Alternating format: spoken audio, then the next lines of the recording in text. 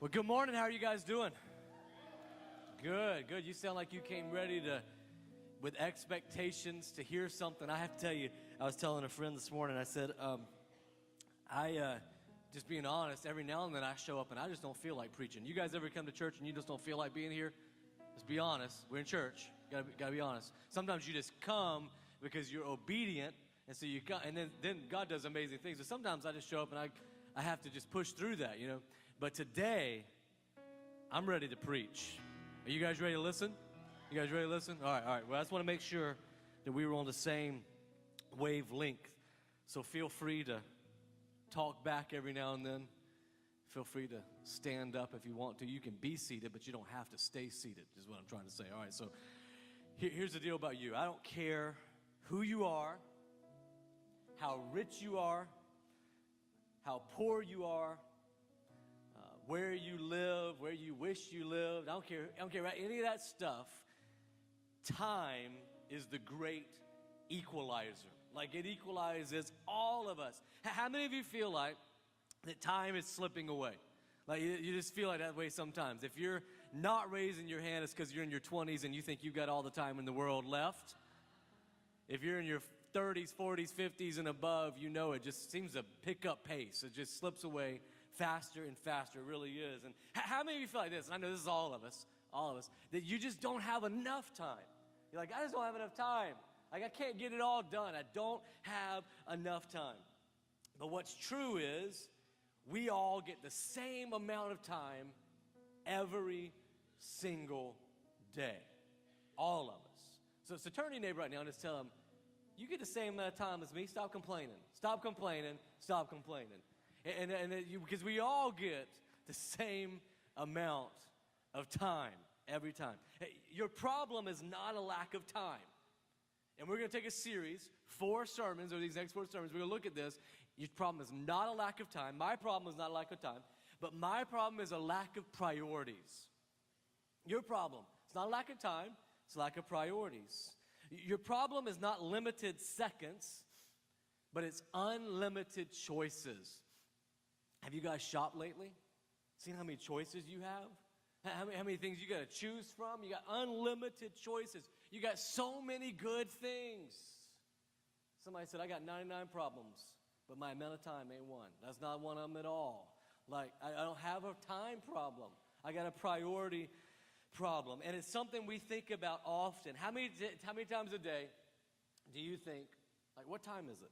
What time is it? I got to get somewhere. What time? How much time do I have left to do this? Can I fit one more thing in? I got to see what time it is. We think about it all day long. Some of you will be checking your watch while I'm preaching today. I wonder how much time is left in here, because what time does this get out? What time will we be out of here? In fact, I will be too. I have a huge clock back here that tells me how long I've been preaching. Some of you have never seen that before. It tells me how long I've been preaching, how long I've gone over. And if you were here last weekend, you know it was telling me that I went like 18 minutes over my allotted time. But it was good preaching. That's all I'll say. I went 55 minutes in the first service, if you were here at 9 o'clock last week. I thought that wasn't good enough, so I went 58 minutes in the next one. Added 3 minutes of unbelievable content to the sermon.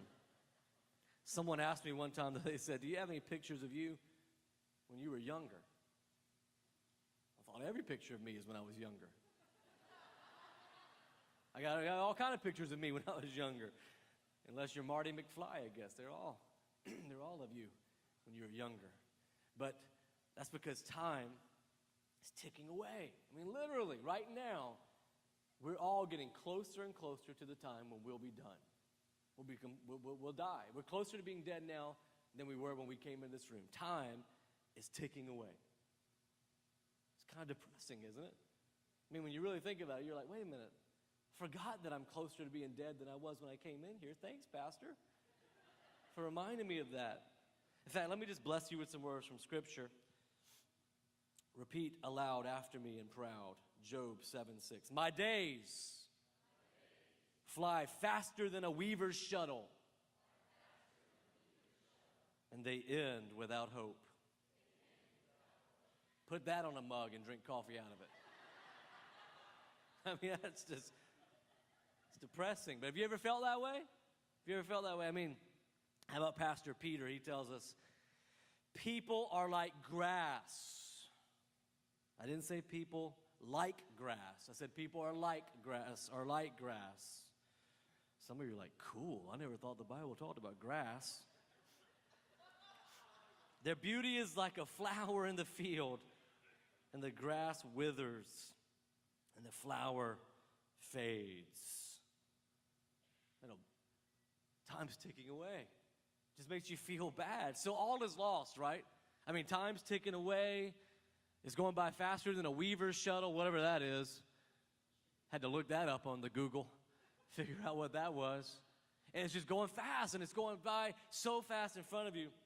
I mean, it's just all lost, right? I mean, should we just forget about it all and just try to fit in as much as we can? Or is that what the men of God are saying to us? Is just don't even worry about it. It's lost.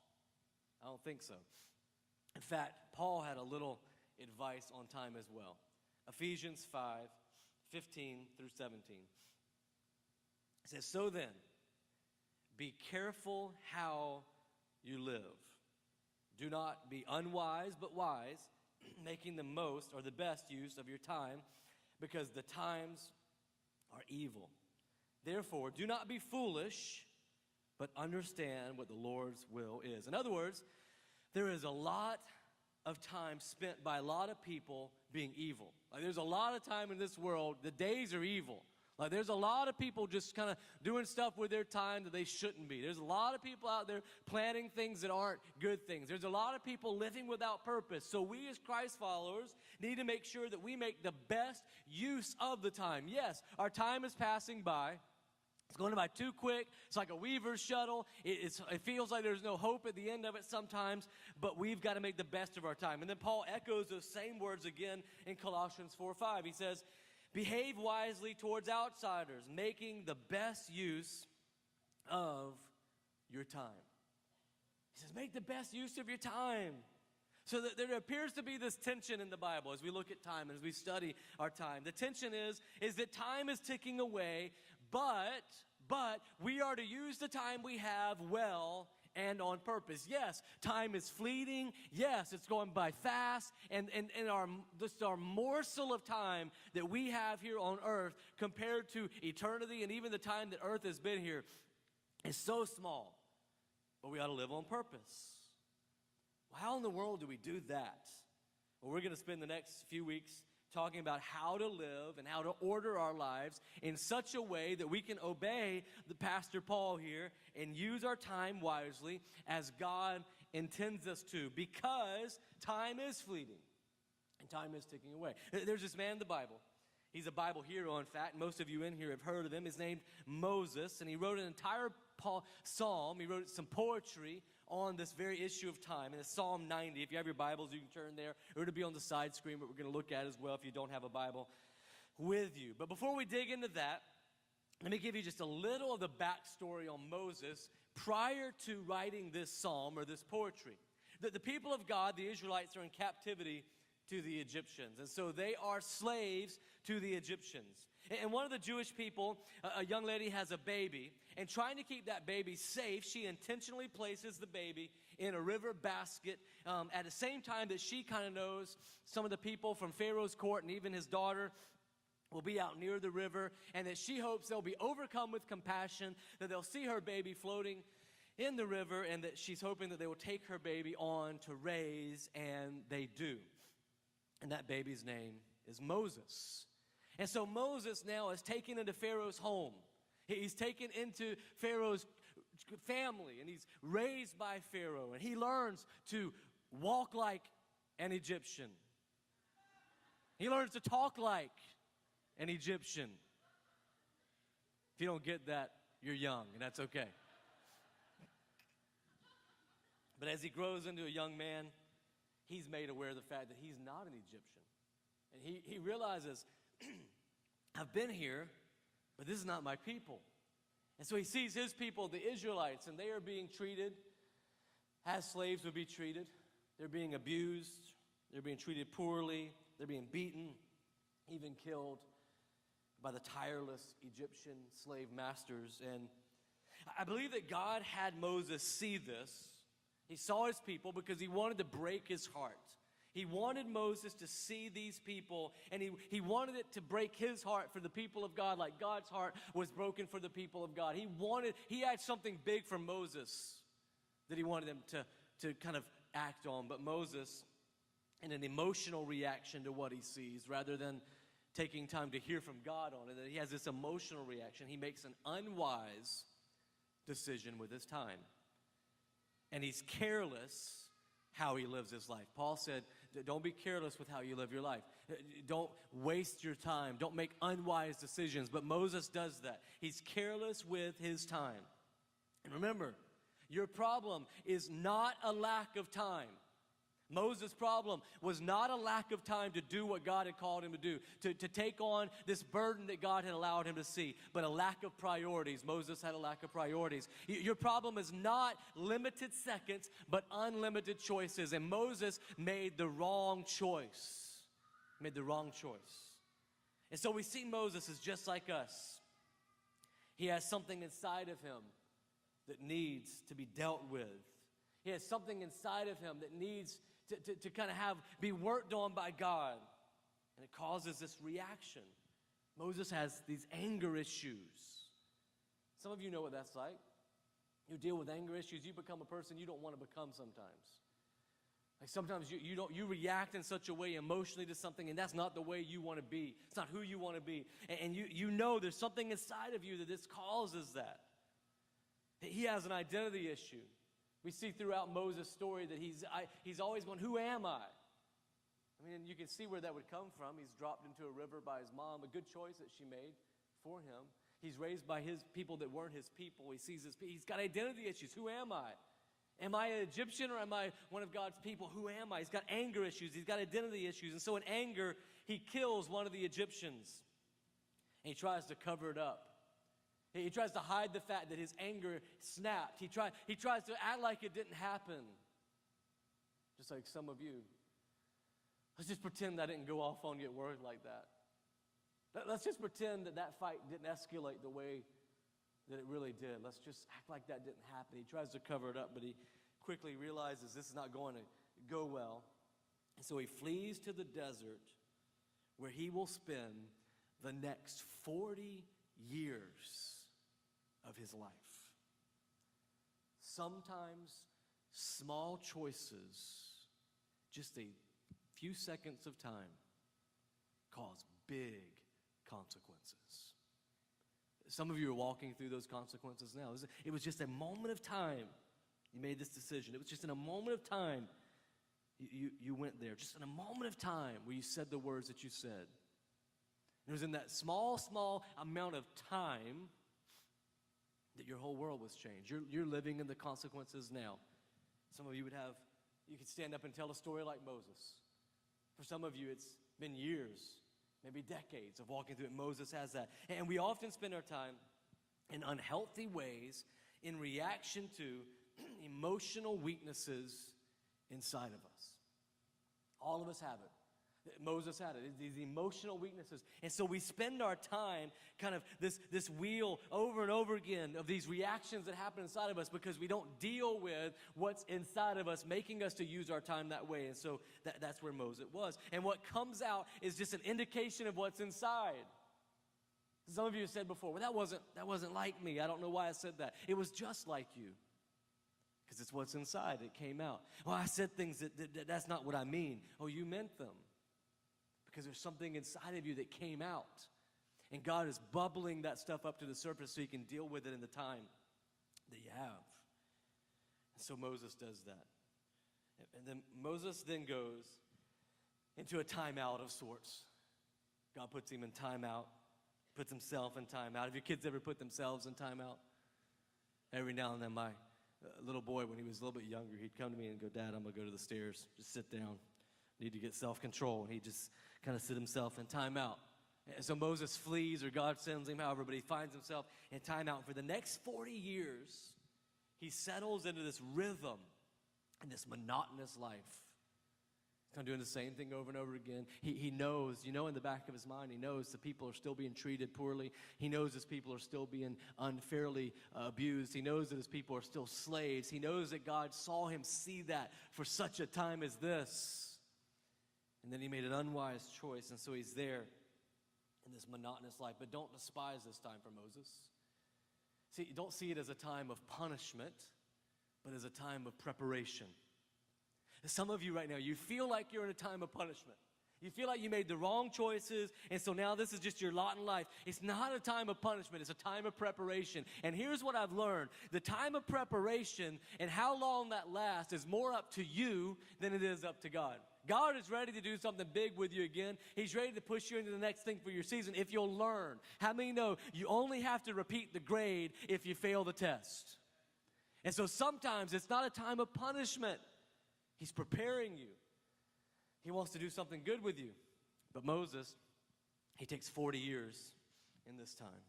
And sometimes it's in the monotony of life that our hearts are prepared for the miracle that is to come. There's a miracle that's about to happen for Moses. There's incredible things that he's about to see. But it's in that monotony of life that God's starting to prepare his heart. Starting to get him ready. He tried to push him to do something earlier, but Moses wasn't ready. So then he's there. Sometimes in the monotony of life. I know that all of us here, if we talk about time and using our time, and time is fleeting, and time is fast, we think about sometimes the monotony of our life. Life just gets monotonous sometimes. I'm preaching right now to a parent who the monotony is beating you down. I mean, it seems like you've changed more diapers than you ever thought you would change. You feel like your child goes through more diapers than everybody else's child. Like they just go through a lot of diapers. You've dealt, every day you wake up and you deal with the same little problems. And every day you wake up and you're just dealing with the monotony of life. And it feels like your life left you by. There's a mom here that feels like you don't even know who you are anymore. Like it's the monotony of life. You feel like sometimes it's a punishment. And if you could really be honest with someone, there are days when you feel like having to be a mom is a punishment. And God would say to you, no, it's a time of preparation. I'm preparing you. It's not monotony, it's preparing you for the miracle that I want to do through you and in you. And I'm going to teach you in being a parent more about yourself than you ever thought that I would. I'm preaching right now to the worker who's been stuck in the same position for a long time. And people who keep getting promotion after promotion, you feel like God's punishing you. He's not punishing you, he's preparing you. There's something better around the bend, but you aren't ready for it yet. So he's got you in the monotony of life. Feels monotonous, but he's just preparing you for the miracle. I'm preaching to the wife who feels like her marriage is just stuck in neutral. And you finally are you're just working on trying to get your husband to church. You feel like you're not moving, you're not going anywhere in your marriage. You don't love each other anymore. You don't talk to each other anymore. It just feels like you're stuck. But God is preparing you. It feels like 40 years out in the desert trying to do something and not accomplishing anything. But God's preparing you. I'm preaching to the addict who is 40 days sober. He's scared to death of what it looks like to be 40 years sober. And he feels like it's hard already for 40 days, and you're scared to death of what lies ahead. But God is preparing you. He's preparing you. See, don't skip the time of preparation because the payoff is coming. Without the time of preparation, the payoff will never come. And so the miracle is coming. And so then Moses encounters God in the burning bush. We've all probably heard of the burning bush. He encounters God in this bush. This is the bush that he had walked by so many times. He's lived out there 40 years. You probably saw the bush grow from a little seedling into a bush. He's walked past it day after day, moment after moment. He's seen the bush. Maybe he's trimmed that bush. He's watered that. He's gone past it a lot of times. It's just a normal, ordinary bush. The bush that had been a staple in his life for these 40 years. And God encounters Moses through the bush. But the bush became an instrument of God's use. Here it is. Don't ever think God can't use someone or something in your life that seems so normal to speak to you. So don't ever think that he can't use that small group that you've gone to for 2 semesters in a row, and it doesn't feel like God's ever spoken to you through it. I mean, you love the friends that you're hanging out with. You love to get to go there, but it just doesn't feel like God spoke. Don't ever think he can't speak through something normal. Don't ever think he can't speak through something normal when you're just sitting at a ball practice by a friend talking about God and that he can't begin to speak to you. Don't ever think that he can't speak to you through something normal, just a coworker who shares a verse with you that really lightened his day and thought it would lighten yours. Don't ever begin to believe that God has to bring something that you haven't seen day after day after day to speak to you, something new, some conference. Don't ever start to think that God can't speak to you in here. See, God uses normal thing to speak to Moses. You might be here and you might say, can God really speak to me through my husband? I mean, can he really do? I mean, I know him so well. I've seen him every single day. Can he really speak to me through that? And I'd say God spoke through a bush to Moses. He spoke through a donkey to Balaam. So he has proven that he can speak through a tree and a donkey. There's hope for your husband too. If you look up the King James version of what a donkey is, he can do that too. He can do that too. It's just another note. Just another note here, real quick. It's worth preaching just a little bit. No matter how much time has ticked away, God can still use you. 40 years, that's a long time. I'm 42. So the most of my life that Moses ran away from his mistake, ran away from the choice that he made, ran away to hide and to flee. And now God wants to speak to him again. Some of you made a mistake that's cost you a significant portion of your life. Some of you didn't get to do some of the things you thought you would get to do because it cost you a significant portion of your life. And now you feel like, can God still speak to me? Somebody here feels like you just can't be used after the timeout that you've been in. You're embarrassed by the timeout that you've been in. It cost you your job. It cost you your marriage. It cost you a relationship with your friends. And you know that everybody in a small county like ours knows everything about you. They even know things that aren't true about you. And you think, how can I be used by God? Look at Moses' story. No matter how much time has ticked away, God can still use you. So Moses lets God know, God lets Moses know, rather, he has a plan for his life, even though Moses still had some unresolved issues, still had some stuff he was dealing with.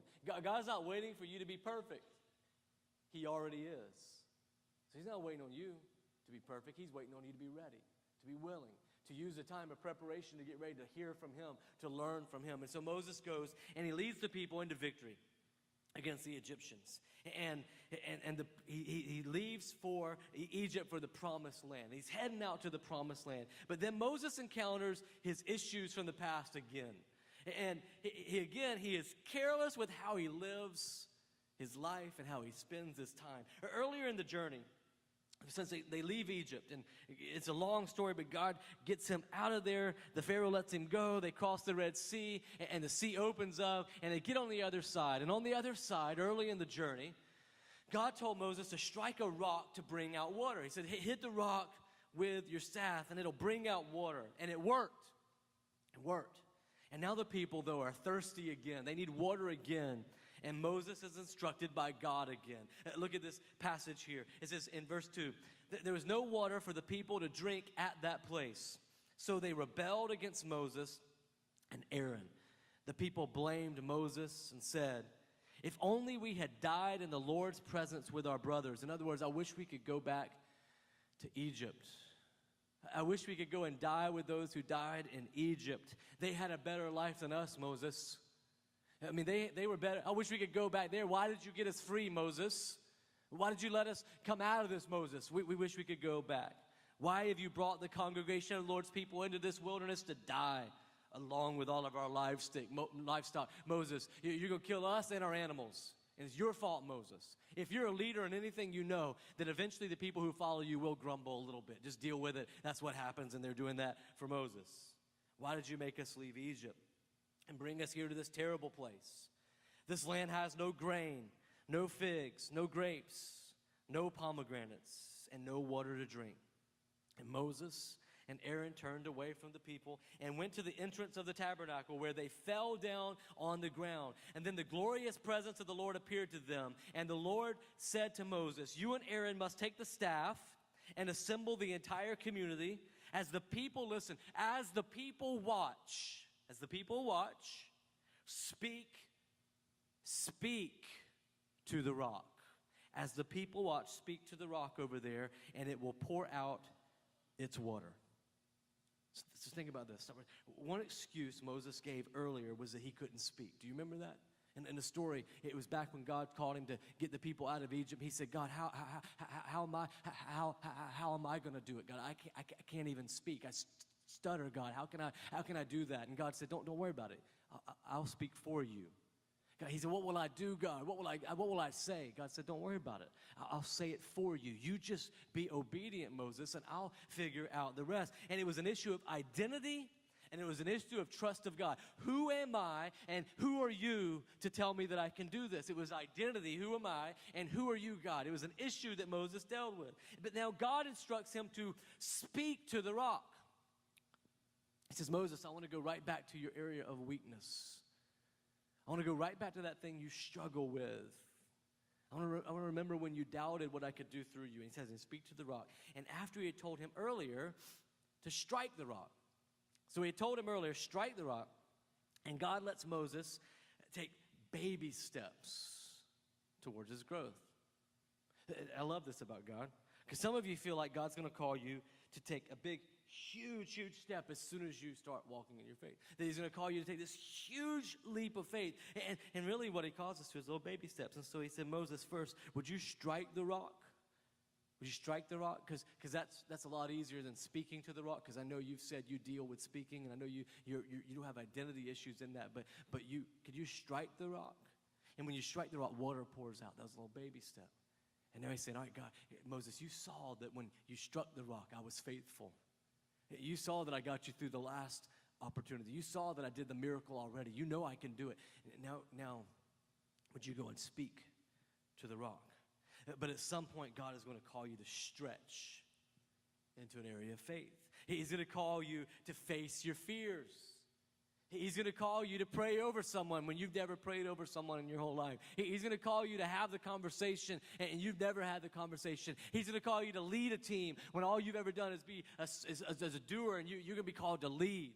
He's going to call you to do something. And he says to Moses, he says, "You will provide enough water from the rock to satisfy the whole community and their livestock."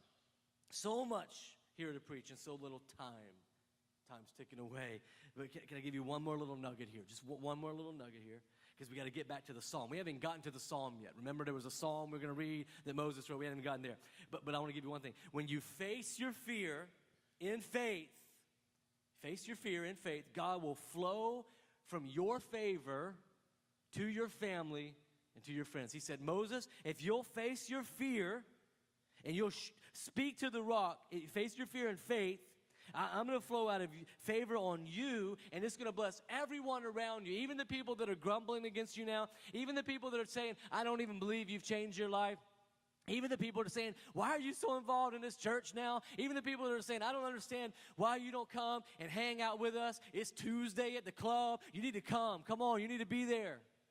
And he said, No. I will flow your favor over to them. And so he does that. And Moses faces the fear. He says, "You will provide enough water from the rock to satisfy the whole community and their livestock." It's going to flow over you, Moses, and to everybody. And so here's what we learn from this about our time. Your time is bigger than you. See, you know what's depressing?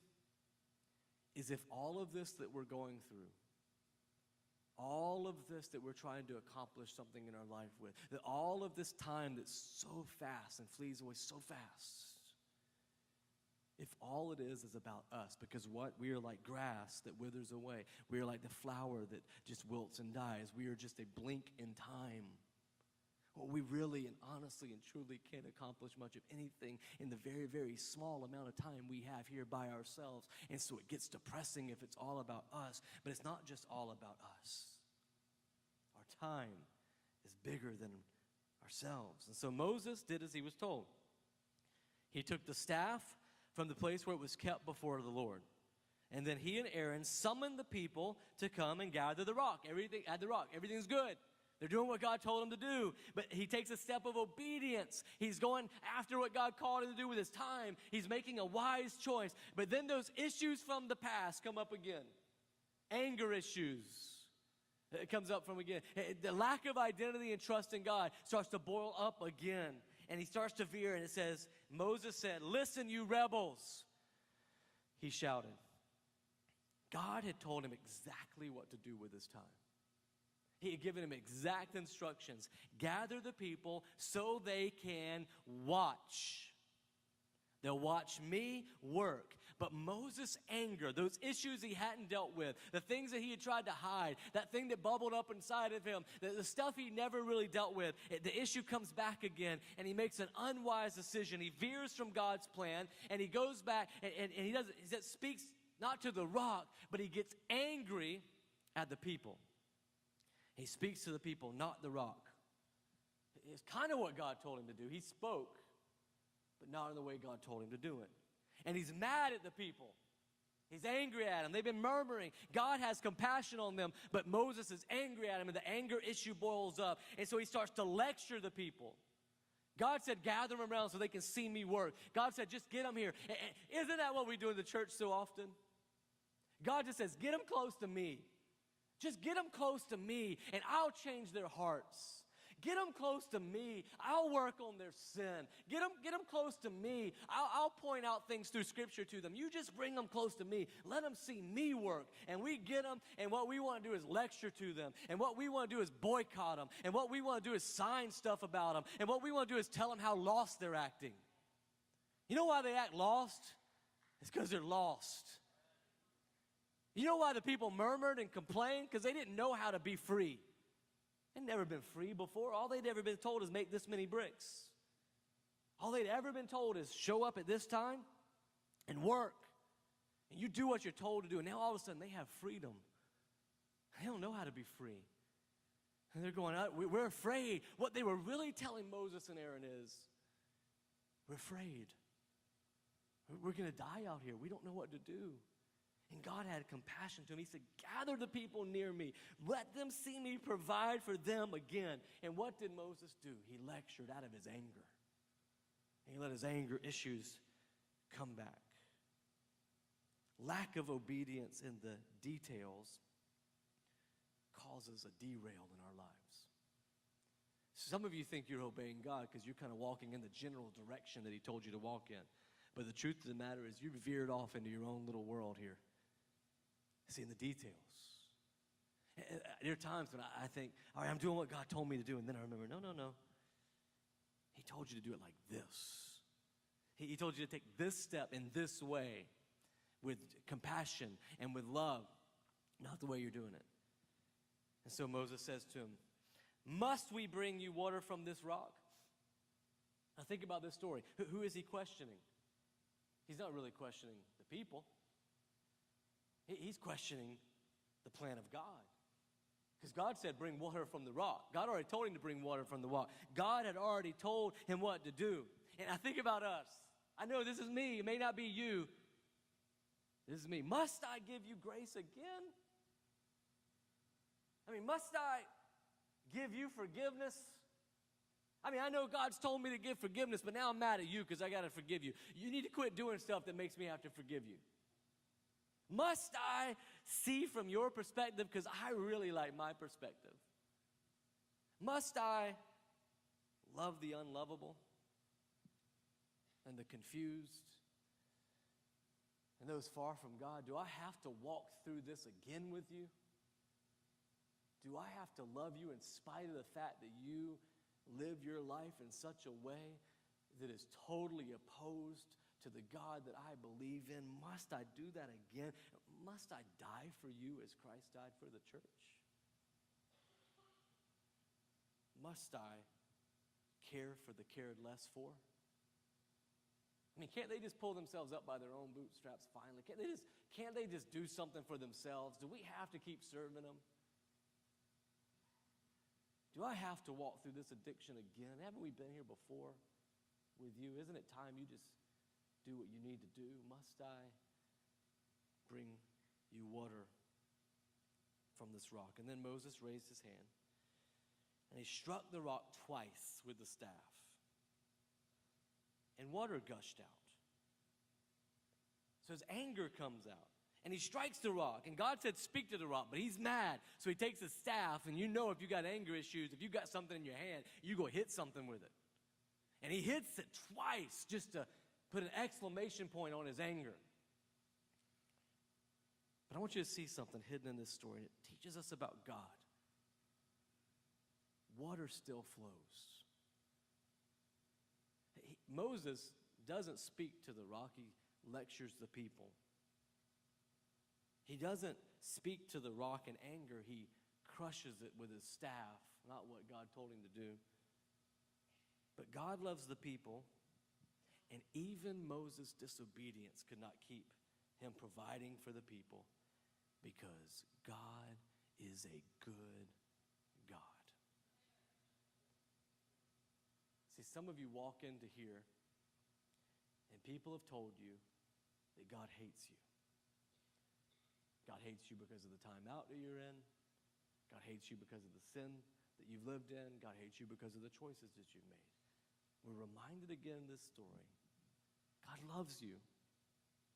He's a good God. Who got angry in this story? Not God. God said, Moses, I'm going to let you provide for the people because they're scared. I know they're walking through this differently than you would, Moses, but I'm going to let you provide for the people. He is a good God, and he loves us. And it says, so the entire community and their livestock drank their fill. But the Lord said to Moses and Aaron, because you did not trust me enough to demonstrate my holiness to the people of Israel, he said, because you didn't gather them around, just let them see me. Just let me see me work. You will not lead them into the land I am giving them. The people will get the promised land, but Moses, you will not. Whoa. Those people that are far from God right now are going to see God work in miraculous ways in their lives. There's some of you here who would fall into that camp. You've wasted a significant portion of your life, but now God is doing incredible things to you. And there's the religious other brother that's off to the side, all angry and all mad because they've gone to church their whole life. And they follow God their whole life. And they don't ever get to see the work of God that you're going to get to see. In fact, those who have been saved from much appreciate even more. And so he says, I'm going to do this. And Moses loses the opportunity to go into the promised land. And now listen, he will roam the desert for 40 years again. 40 years again. Why? Because he was violent. Because he didn't trust God. And here's what I think our learning is. I think all of us wish that we could get more out of life. Time is fleeting, fast. It's so limited. We can't even really accomplish what we want to accomplish in our lives. We can't really get done what we want to get done in our lives. And reality is most of the issues that you deal with, they come from a place inside of you that you've got to deal with. You got to do something with them. Those unwise decisions, they come maybe from DNA. That's just the way you were wired up. They come from early childhood development. It was the way you were parented. Or they come from choices that you made. That's why you find yourself where you are. It's either just the way you're wired up. It's just either just the way you were parented or it's the choices. But the truth is a significant amount of what you're going through right now and a significant amount of the timeouts that you've spent in life, a significant amount of the wasted time that you could stack on top of each other comes from the choices that you've made. Most of us deal with that. And most of us make unwise choices with our time every single day. And the scripture says, it doesn't have to be that way.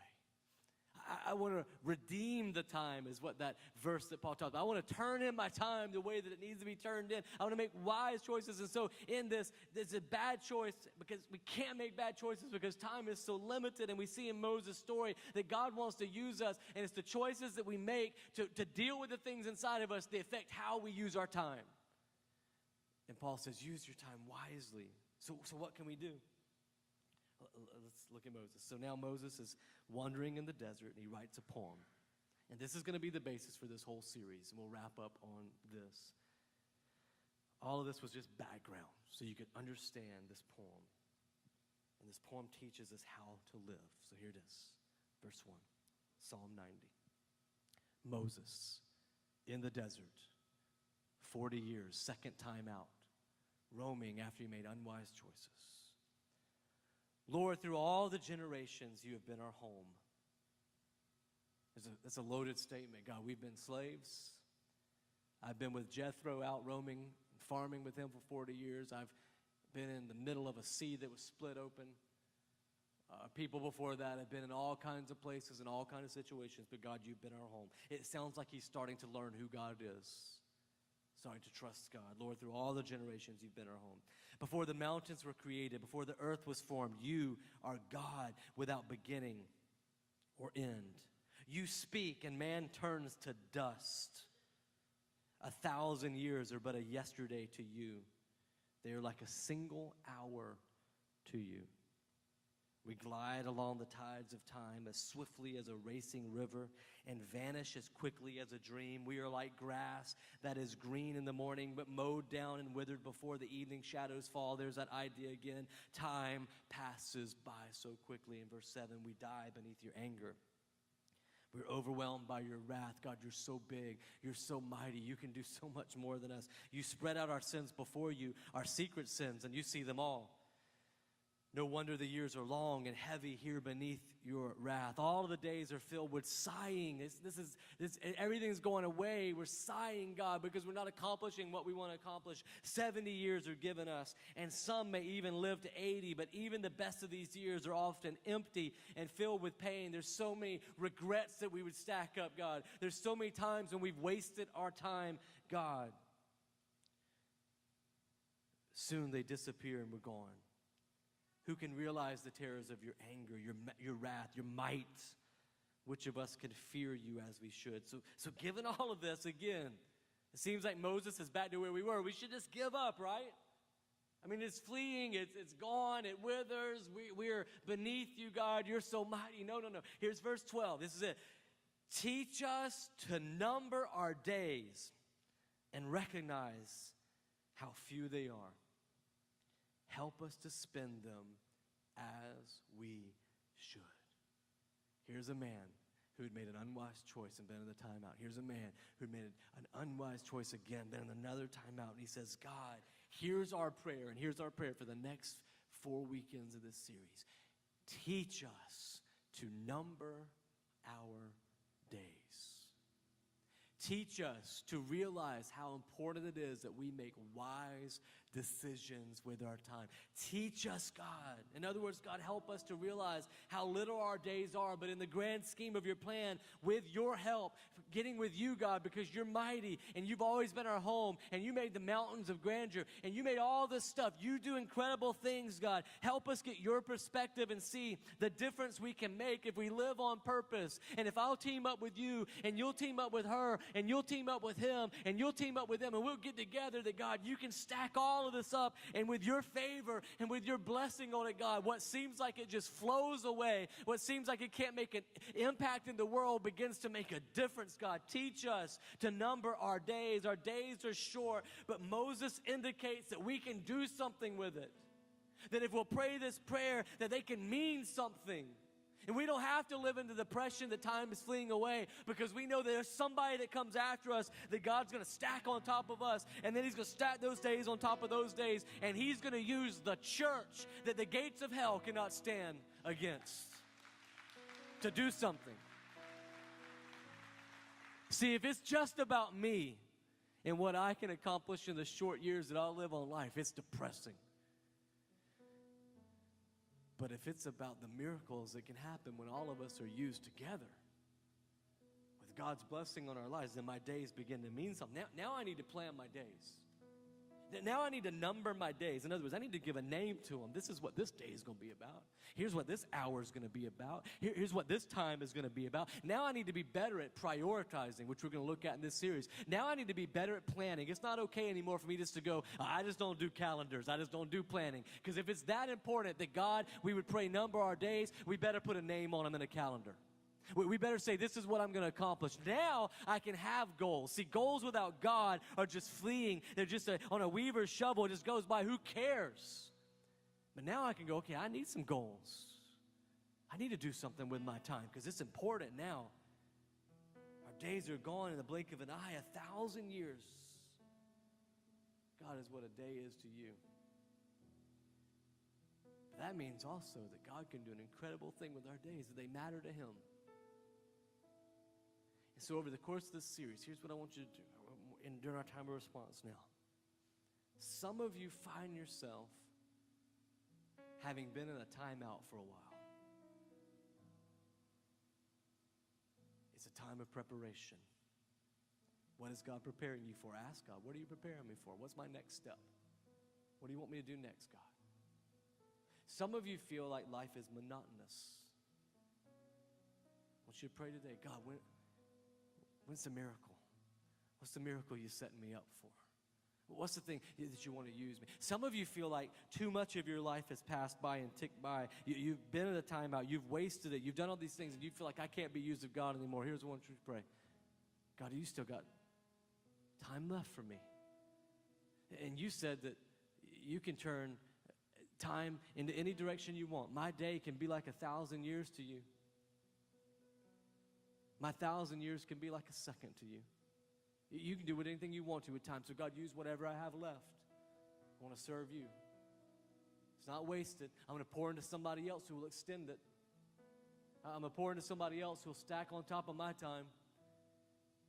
And then I want all of us to pray, God, teach me to number, to name, to count on my days. Life is too important to waste. This is our time. God, help us to redeem the time, to make the best use of the time. God, thank you for these people. In this room accounts for every single person, 24 hours of every single day that you've given us. And God, though it seems sometimes like they are fleeing away so fast. Though God, it seems like sometimes that we're just watching it go by and that we're like dust, that we're just like grass that withers, God, and it feels like that. But God, give us a perspective that you have, how you want to use us. God, as long as we're still breathing, help us realize what you can do in our lives. As long as we're still able to make a plan, God, give us the perspective of the promise and the payoff that you want to bring through that plan. God, as long as we still have just air in our lungs to make a difference, help us to see that you can give us favor that will flow to our family and our friends. God, use us in those relationships. God, use us in our lives. God, don't let us waste this life. And so, God, we just pray now that as we respond to you, as we worship you, God, that you would be with us, that you would speak through us. In Jesus' name, amen.